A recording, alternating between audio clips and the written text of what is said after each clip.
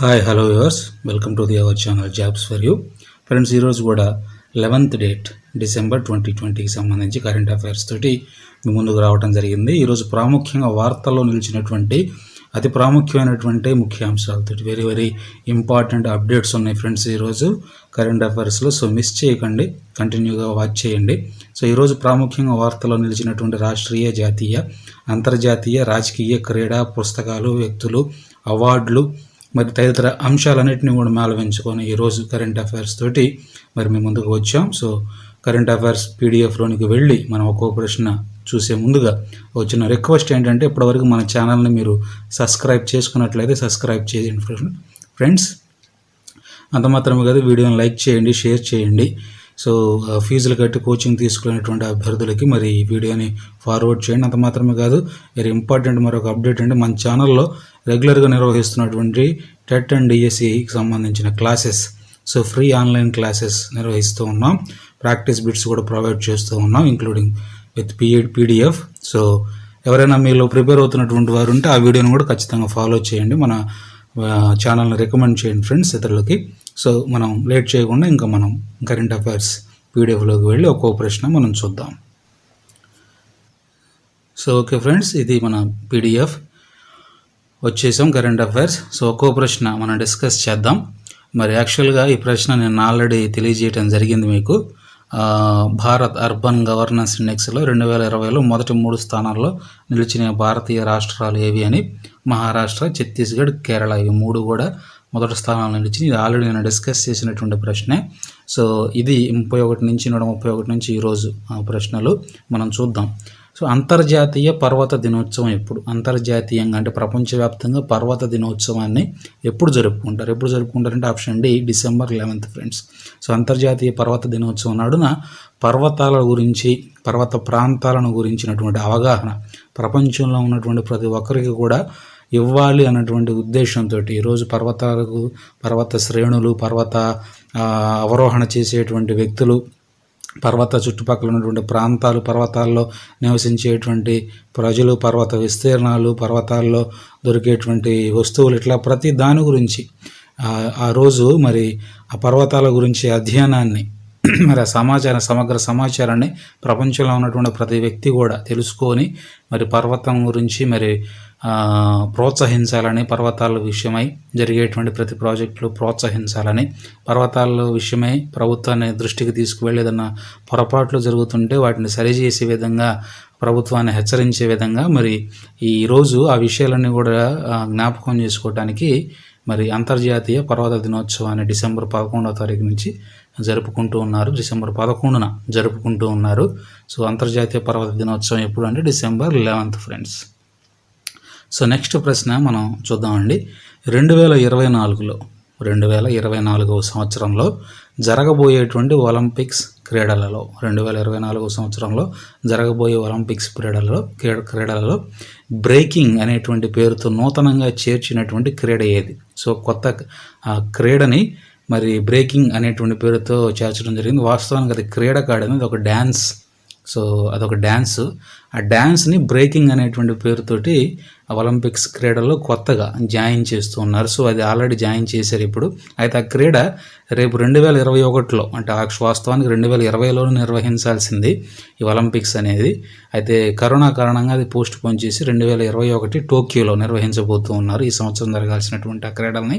So టోక్యోలో జరగాల్సినటువంటి Olympic క్రీడల్లో దీన్ని చేర్చలేదు, కానీ ఆ తర్వాత జరగబోయేటువంటి ఒలింపిక్ క్రీడలు 2024లో జరగబోయేటువంటి ఒలింపిక్ క్రీడల్లో బ్రేకింగ్ పేరుతో కొత్త ఆటని మనకి చేర్చడం జరిగింది. సో ఆ ఆట పేరు ఏంటంటే మరి ఆప్షన్స్ మనం చూస్తే break dance, Bharatanatyam, Kathak, Kuchipudi. So breaking పేరు వింటేనే మీకు అర్థమైపోతుంది ఆప్షన్లో ఉన్నటువంటి బ్రేక్ డ్యాన్స్నే ఒలింపిక్ క్రీడల్లో నూతనంగా చేర్చినటువంటి క్రీడ. So break dance friends answer. Next ప్రశ్న మనం చూద్దాం.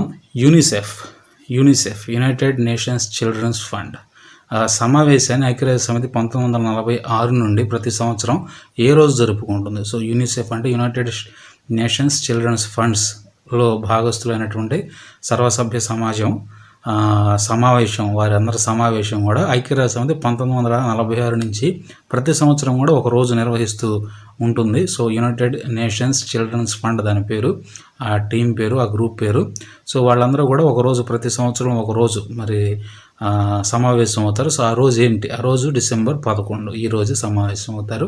అయితే యునైటెడ్ నేషన్స్ చిల్డ్రన్స్ ఫండ్ యొక్క ముఖ్య ఉద్దేశం ఏంటంటే ప్రపంచవ్యాప్తంగా ఉన్నటువంటి పిల్లల కొరకే నిధిని సేకరించడం, అంటే వారి ఆహారం కొరకు, అనారోగ్యంతో బాధపడుతున్నటువంటి వారి గురించి, అనాథల విషయమై, ఇట్లా ప్రతి ఒక్క చిన్నపిల్లల విషయంలో ఇవ్వవలసినటువంటి అన్ని వైపుల నుంచి తగినటువంటి ప్రోత్సాహాలను ఇవ్వడానికే ఈ యునైటెడ్ నేషన్ చిల్డ్రన్స్ ఫండ్ అనేటువంటి సంస్థ 1946లో ఏర్పాటు చేయడం జరిగింది ఐక్యరాజ్య సమితి. సో అప్పటి నుంచి కూడా దీని గురించి మరి మీటింగ్స్ అనేవి జరుగుతూ ఉన్నాయి ఫ్రెండ్స్. సో ఈరోజు కూడా మీటింగ్ జరిగిందనమాట ఈ సంవత్సరానికి సంబంధించి.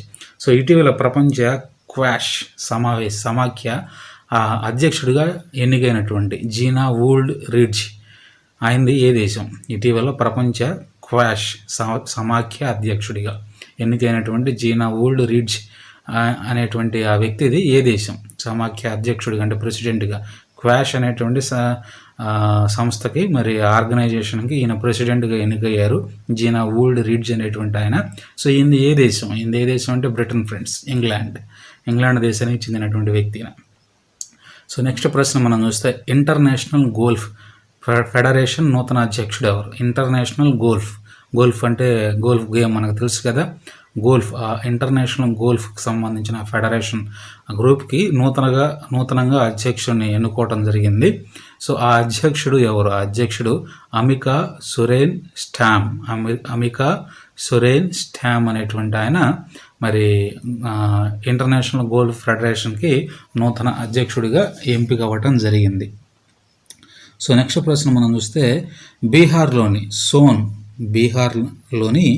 సోన్ అనేటువంటి నదిపై నూతనంగా ఒక వంతెనను నిర్మించడం జరిగింది బీహార్లోని సోన్ అనేటువంటి ఒక నదిపై. సో ఆ వంతెన యొక్క ప్రారంభోత్సవాన్ని నిన్న అంటే డిసెంబర్ 10వ తారీఖున మన దేశ కేంద్ర రోడ్డు రవాణా రహదారుల మంత్రి నితిన్ గడ్కరీ గారు ప్రారంభించడం జరిగింది. ఆ వంతెన ఓపెన్ చేశారు నిన్న మా కేంద్ర మంత్రి గారు, రోడ్డు రవాణా రహదారుల కేంద్ర మంత్రి నితిన్ గడ్కరీ గారి నిన్న ఓపెన్ చేయించడం జరిగింది. సో ఆ వంతెన పేరేంటి? బీహార్లోని సోన్ అనేటువంటి నదిపై నిర్మించబడింది. ఆ వంతెన పేరేంటంటే ఆ వంతెన పేరు కోలివర్. ఆ వంతెనకి ఇవ్వబడినటువంటి పేరు కోలివర్. సో ఇవి చాలా ఇంపార్టెంట్ ఫ్రెండ్స్. నూతనంగా నిర్మించేటువంటి బ్రిడ్జ్లు, ప్రాజెక్టులు, నేషనల్ పార్కులు ఇట్లాంటివన్నీ కూడా ఇంపార్టెంట్ అనమాట. అంటే బ్రిడ్జ్లను బేస్ చేసుకొని అన్ని కాంపిటేటివ్ ఎగ్జామ్స్లో ఒక బిట్ కరెంట్ అఫైర్స్ కింద వస్తుంది, బ్రిడ్జిని బేస్ చేసుకొని. So very very important bit ఇది. సో నెక్స్ట్ ప్రశ్న మనం చూద్దాం. 2020లోనే ప్రారంభించినటువంటి మొదటి ఇండియా వాటర్ ఇంపాక్ట్ సమ్మిట్ 2020లోనే ప్రారంభించడం జరిగింది. అందుకే మొదటి అని అక్కడ పేర్కొనడం జరిగింది. సో మొదటి ఇండియా వాటర్ ఇంపాక్ట్ సమ్మిట్, దాని పేరు India water impact summit. So అది ఏ రోజు నిర్వహించడం జరిగింది? సో కమిటీ అయితే ఏర్పాటు చేశారు 2020లో. అయితే దానికి సంబంధించినటువంటి సమావేశం లేదా నిర్వాహకత్వం అది ఏ రోజు నిర్వహించడం జరిగింది? సో ఏ రోజు అంటే అది నిన్న నిర్వహించడం జరిగింది డిసెంబర్ 10వ తారీఖు. యాక్చువల్గా ఇది నిన్నే తెలియచేయాలి, అయితే నిన్న మిస్ చేశాను, అందుకే ఈరోజు దీన్ని మీ ముందు రేస్ చేశాను ఫ్రెండ్స్. సో నెక్స్ట్ ప్రశ్న మనం చూస్తే టైమ్ అనే ప్రముఖ మ్యాగజైన్ అందరికీ తెలిసిందే. టైమ్ అనేటువంటిది చాలా ప్రముఖ ఇంటర్నేషనల్ మ్యాగజైన్. సో ఆ మ్యాగజైన్ ప్రకారం పర్సన్ ఆఫ్ ది ఇయర్గా నిలిచినటువంటి ప్రముఖులు ఎవరు? పర్సన్ ఆఫ్ ది ఇయర్ అంటే ఇది వరల్డ్ వైడ్గా సంబంధించినటువంటి అనాలిసిస్ ప్రకారంగా ఆ మ్యాగజైన్ రిలీజ్ చేసినటువంటి పర్సన్ ఆఫ్ ది ఇయర్గా మరి ప్రపంచంలో ప్రముఖులు ఎన్నిక చేయబడినటువంటి ఆ పర్సన్ ఆఫ్ ది ఇయర్, ఆ ప్రముఖులు ఎవరు? వాస్తవానికి పర్సన్ ఆఫ్ ది ఇయర్ అంటే ఒకరే ఉండాలి. 5 సంవత్సరం ఇద్దరిని ఎంపిక చేయడం జరిగింది టైమ్ మ్యాగజైన్. సో వాళ్ళు ఎవరు? ఆప్షన్ చూస్తే Biden and Harris, option B Modi and Amit Shah, option C Shahrukh Khan and Salman Khan, option D Trump and Obama. So answer is goes to option A, Joe Biden and Harris. So Joe Biden and Harris అంటే మనకి తెలుసు కదా, Joe Biden ఇప్పుడు అమెరికాకి కాబోయే నూతన అధ్యక్షుడి ఎన్నికల్లో ఆయన గెలవటం జరిగింది. సో ట్రంప్ రిజైన్ చేసేసి జో బైడెన్ గారు మరి అతి కొద్ది సమయంలో అమెరికా అధ్యక్ష పదవిని చేపట్టబోతూ ఉన్నారు. అయితే హ్యారిస్ ఎవరంటే ఈయన అమెరికా ఉపాధ్యక్షుడు అనమాట. జో బైడెన్ అమెరికాకి అధ్యక్షుడైతే ఈ హ్యారిస్ అనేటువంటి ఆయన అమెరికా ఉపాధ్యక్షుడు. సో వీళ్ళిద్దరి టీంని మరి టైమ్ మ్యాగజైన్ అంటే మరి ట్రంప్ను ఓడించి చరిత్ర సృష్టించారన్న రీతిగా కొత్త అమెరికాని సృష్టించబోతున్నారు వీళ్ళు అని ఒక క్యాప్షన్ తోటి పర్సన్ ఆఫ్ ది ఇయర్ అనేటువంటి టైటిల్ను వాళ్ళకి ఇవ్వటం జరిగింది time magazine. So very important friends అది. నెక్స్ట్ ప్రశ్న మనం చూస్తే ఇటీవల కేరళ రాష్ట్రంలో కొత్త రకం మలేరియా జ్వరాన్ని వ్యాపించడం జరిగింది. కొత్త రకం మలేరియా జ్వరం వ్యాపించడం జరిగింది. అయితే ఆ జ్వరం యొక్క పేరేంటి? ప్లాస్మోడియం ఒవాల్ అనేటిది ఆ కొత్త రకం మలేరియా వైరస్ యొక్క పేరండి, ప్లాస్మోడియం ఒవాల్. సో ఆన్సర్ వచ్చేసి ఆప్షన్ ఏ. సో కొత్త రకం మలేరియా వచ్చి కేరళ రాష్ట్రం అంతా వ్యాపిస్తూ ఉంటుంటే కట్టుదిట్టమైనటువంటి ఏర్పాట్లు కేరళ రాష్ట్ర ప్రభుత్వం చేసి ఈ విషజ్వరం అనేది మరి రాష్ట్రం అంతా వ్యాపించకుండా దేశానికి పాకకుండా కట్టుదిట్టం చేసి మరి వ్యాధిని ఆదిలోనే అణిచివేసే ప్రయత్నం చేసి సక్సెస్ అయింది కేరళ ప్రభుత్వం. అందుకని అది మన దాకా రాలేదు. సో అందువల్ల మనకు పెద్ద ఇన్ఫర్మేషన్ తెలియకపోవచ్చు. అయితే సక్సెస్ఫుల్గా దాన్ని ఆ వైరస్ని వ్యాపించకుండా అడ్డుకట్ట వేసింది కాబట్టి ఈరోజు వార్తల్లో నిలిచిందనమాట ఈ అంశం. సో కేరళ రాష్ట్రంలో గుర్తించినటువంటి కొత్త రకం మలేరియా జ్వరం అనేది plasmodium ovale. So next very very important update friends, ఇది వెరీ ఇంపార్టెంట్ అప్డేట్ ఇది ఇప్పుడు చదవబోయేది. సో నాసా అంటే మనకు తెలుసు కదా, అమెరికాలోని అంతరిక్ష పరిశోధన కేంద్రం ఇది. సో నాసా చంద్రుడిపై పరిశోధన ఎప్పటి నుంచి జరుపుతూనే ఉంది. అయితే ఇప్పుడు ప్రస్తుతం చంద్రుడిపై పరిశోధన జరుపుతూ మరి మానవ సహిత వ్యోమనౌకను అంటే మానవుల్ని అంతరిక్షంలోకి పంపించాలని నిర్ణయం తీసుకుంది నాసా. సో ఆ మానవ సహిత అంతరిక్ష ప్రయోగానికి ఆర్టిమిస్ అనేటువంటి టైటిల్ ఇవ్వటం జరిగింది. మనం కూడా భారతదేశం కూడా ఈ సంవత్సరం ఇటువంటి చంద్రుడిపై పరిశోధన చేయడానికే మానవ సహిత ప్రయోగానికి అంతరిక్షంలో భారతదేశంలో కూడా ఈ సంవత్సరం ఒక ప్రయోగం అసలు జరగాల్సి ఉంది, గగనయాన్ అనేటువంటి ప్రయోగం. అయితే కరోనా కారణంగా దాన్ని పోస్ట్ పోన్ చేశారు, నెక్స్ట్ ఇయర్కి పోస్ట్ పోన్ చేశారు. సో అది కూడా రీసెంట్గా 2 days బ్యాక్ మనం చర్చించాం. అయితే నాసా చర్చలో నిలిచింది. నాసా చంద్రుడిపై పరిశోధన జరిపేందుకు మానవ సహిత మరి అంతరిక్ష ప్రయోగాన్ని నిర్వహించబోతోంది. సో దానికి ఆర్టిమిస్ అనేటువంటి టైటిల్ ఇవ్వడం జరిగింది ఆ మిషన్ పేరు. సో ఆ ఆర్టిమిస్ మిషన్ కొరకు అంతరిక్ష ప్రయోగాని కోసమై అంతరిక్షంలోకి వెళ్ళవలసినటువంటి అభ్యర్థులను నాసా ఎన్నుకోవడం జరిగింది. అయితే ఆ ఎన్నుకున్నటువంటి వారిలో భారతీయుడు ఒక వ్యక్తి ఉన్నాడు, భారతీయ ప్రముఖ శాస్త్రవేత్త, నాసా శాస్త్రవేత్త. అయితే ఆయన భారత దేశానికి చెందినటువంటి వాడు, భారతీయ సంతతికి చెందినటువంటి వాడు. సో ఆ ప్రముఖ భారతీయ సంతతి శాస్త్రవేత్త ఎవరు? చంద్రుడిపై పరిశోధన చేయడానికి నింగిలోకి వెళ్ళబోయే నాసా భారతీయ శాస్త్రవేత్త ఎవరంటే ఆప్షన్ ఏ రాజాచారి గారు. ఆయనే మరి అంతరిక్ష పరిశోధనకై ఎంపిక చేయబడినటువంటి వారిలో ఈయన కూడా ఒకడనమాట. చంద్రుడి మీదకి వెళ్ళబోతూ ఉన్నాడు ఈయన. సో నెక్స్ట్ ప్రశ్న మనం చూస్తే ఐటీసీ అంటే మనకు తెలుసు కదండి. ఐటీసీ చాలా పేరు పూసినటువంటి ఇండియన్ బ్రాండ్ కంపెనీ అది. ఐటీసీ ఇండస్ట్రియల్ ట్రైనింగ్ సెంటర్ అనే పేరుతో ఐటీసీ అనేటువంటి బ్రాండ్ రావడం జరిగింది. సో ఐటీసీకి సంబంధించినటువంటి ఒక ప్రోడక్ట్ మంగళదీప్ అనేటువంటి ఒక ప్రోడక్ట్. సో మంగళదీప్ అనేది మనం టీవీలో యాడ్ చూస్తూ ఉంటుంది. ఇది అగరబత్తీలకు చెందినటువంటి ప్రోడక్ట్ అనమాట. అగరబత్తీలు మన భాషలో చెప్పాలంటే అగరబత్తీలు. అయితే ఆ ప్రోడక్ట్కి వాళ్ళు ఇచ్చినటువంటి పేరు ఏంటంటే మంగళదీప్ అగరబత్తి అనేటువంటి అగరబత్తి బ్రాండ్. అది ఐటీసీ సంబంధించినటువంటి అగరబత్తి బ్రాండ్. సో దీనికి బ్రాండ్ అంబాసిడర్గా నూతనంగా ఒక వ్యక్తిని ఎంపిక చేయడం జరిగింది.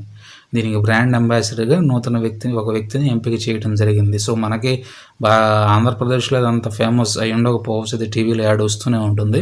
అయితే నార్త్ సైడ్ ఇది హై ఫేమస్ అనమాట, చాలా అంటే చాలా ఫేమస్ బ్రాండ్ కంపెనీ మంగళదీప్. అందుకే ఈరోజు చాలా ప్రాముఖ్యంగా అన్ని న్యూస్ పేపర్స్లో రావడం జరిగింది ఈ విషయం. సో ఐటీసీ మంగళదీప్ అగరబత్తికి బ్రాండ్ అంబాసిడర్గా నూతనంగా ఎంపిక చేయబడినటువంటి ఆ వ్యక్తి పేరు భూమికా చావ్లా. సో భూమికా చావ్లాని మరి ఐటీసీ మంగళదీప్ బ్రాండ్ అంబాసిడర్గా ఎంపిక చేయడం జరిగింది ఐటీసీ. సో ఈ ఫ్రెండ్స్ ఈరోజు కరెంట్ అఫైర్స్, ముఖ్యమైనటువంటి కరెంట్ అఫైర్స్ 11-12 బిట్ల వరకు ఉన్నాయి. So very very important bits ఈరోజు నోట్అవుట్ చేయడం జరిగింది. సో పీడిఎఫ్ యాజ్ యూజువల్గా పీడిఎఫ్ అనేది మీకు డిస్క్రిప్షన్లో లభిస్తుంది. సో డిస్క్రిప్షన్లో ఉన్నటువంటి లింక్ ద్వారా మన వెబ్సైట్లోకి వెళ్ళి మీరు డౌన్లోడ్ చేసుకోండి. సో వీడియోని లైక్ చేయండి, షేర్ చేయండి. డిఎస్సి విషయమై కండక్ట్ చేస్తున్నటువంటి ఫ్రీ ఆన్లైన్ క్లాసెస్ని ఇప్పుడు సైకాలజీ డిస్కస్ చేస్తూ ఉన్నారు, సైకాలజీ టీచింగ్ చేస్తూ ఉన్నారు. సో ఆన్లైన్ క్లాసెస్ని మీరు ప్రోత్సహించిన తెలిసినటువంటి వాడు ఎవరైనా ఉంటే మన ఛానల్ రికమెండ్ చేయండి. సో చాలా మంచి క్లాసెస్ ఫ్రెండ్స్, అవి చాలా మంచి రెస్పాండ్ వస్తూ ఉంది వింటున్నటువంటి అభ్యర్థుల నుంచి. సో మిస్ చేసుకోకండి. ఉన్నటువంటి వాళ్ళు ఎవరైనా ఉంటే టెట్ డిఎస్కి ప్రిపేర్ అవుతున్నట్టు ఇంకేస్ తెలిసిన వాళ్ళు ఎవరు ఉంటే వాళ్ళకి రికమెండ్ చేయండి. Please support us. Okay, channel subscribe చేసుకోవడం, లైక్ చేయడం, షేర్ చేయడం మర్చిపోకండి. Okay, thank you friends.